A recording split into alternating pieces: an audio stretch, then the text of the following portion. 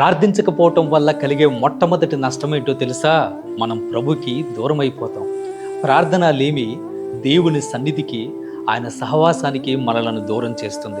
ఒక క్రైస్తవుడు ప్రార్థించే విషయంలో పడిపోతే అతడు అన్ని విషయాల్లో కూడా పడిపోతాడు. మీరు శోధనలో ప్రవేశించకుండా ఉండినట్లు మెలకువ కలిగి ప్రార్థన చేయండి అని గెస్తమనే తోటలో యేసుక్రీస్తు ప్రభు తన శిష్యులతో చెప్పాడు. వారు ప్రార్థించకపోవటం వల్ల శోధన అనే భయంకరమైన పాపములో ఆ రోజు వారు పడిపోయారు. ప్రార్థన లేమి శోధనలోనికి మనలను నెట్టివేస్తుంది.